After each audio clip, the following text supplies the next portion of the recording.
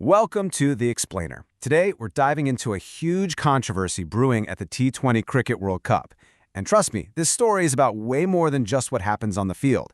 It's about politics, it's about money, and it's about a gamble that could change everything. So, let's get right to it. The team at the heart of all this? Pakistan. They're at the tournament, they're prepped, and they are officially in it to win it. But, and this is a big but, there's a catch.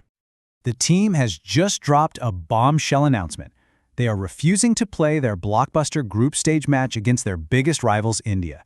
Now, this isn't a full withdrawal, which is what makes it so strange. It's something else entirely.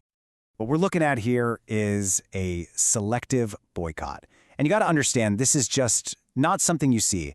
In the history of these big ICC tournaments, it's pretty simple. You're either all in or you're all out. For a team to say, yeah, we'll play, just not against that team, well, that's basically unheard of. So, to be crystal clear, Pakistan's going to play all their other matches. But that one game, the one everyone's waiting for against India on February 15th, is a no-go. It's really important to get this too. This wasn't a decision made in the locker room by the players. This came from the top, from the Pakistani government and the cricket board.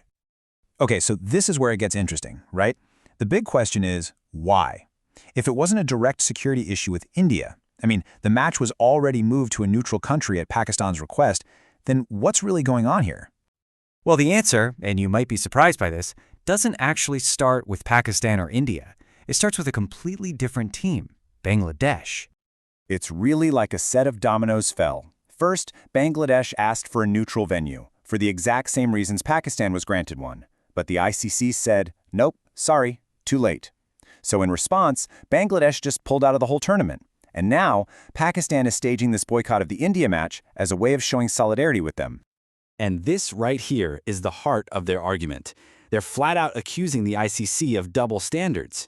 Their point is, hey, you said our security concerns were valid enough to move our matches, so why was Bangladesh given a different answer? They're essentially saying the ICC is picking and choosing whose safety concerns matter. But that brings up a pretty obvious question, doesn't it? If you feel that strongly about the principle of it all, why not just follow Bangladesh's lead and pull out of the whole tournament? Well, the answer to that comes down to the bottom line. The decision to stay in the tournament, even while protesting, boils down to one huge factor: money. A symbolic protest is one thing, but a full-blown withdrawal, that would be a financial disaster.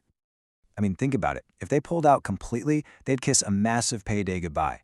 We're talking about their share of the broadcast money, grants from the ICC, not to mention all the sponsorship deals that would be in jeopardy.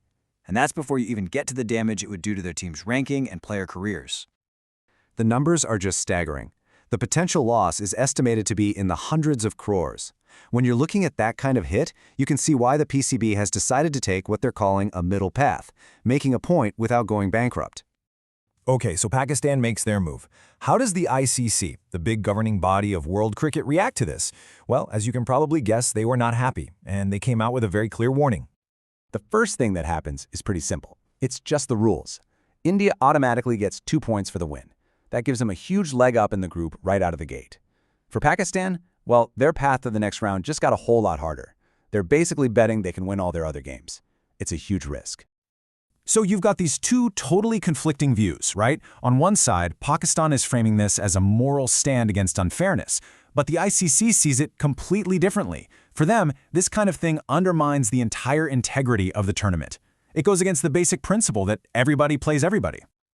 And yeah, the ICC did not hold back. They put out a statement basically saying this decision hurts everyone. The sport, the fans watching all over the world, and you know what? Even Pakistan's own supporters.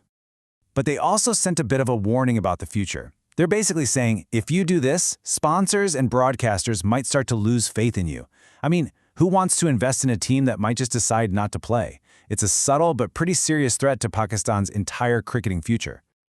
So all of this whole high-stakes game of chicken, it all leads to one massive, dramatic, and totally unanswered question.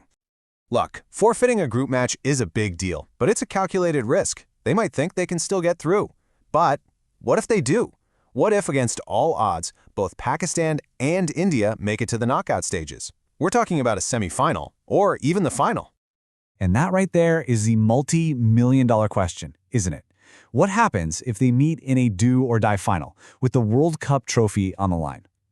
Do they stick to their protest and just give it away? Or does the pressure from fans, broadcasters, and just the sheer size of the moment force them to play? For now, absolutely no one knows the answer, and the entire cricket world is waiting to find out.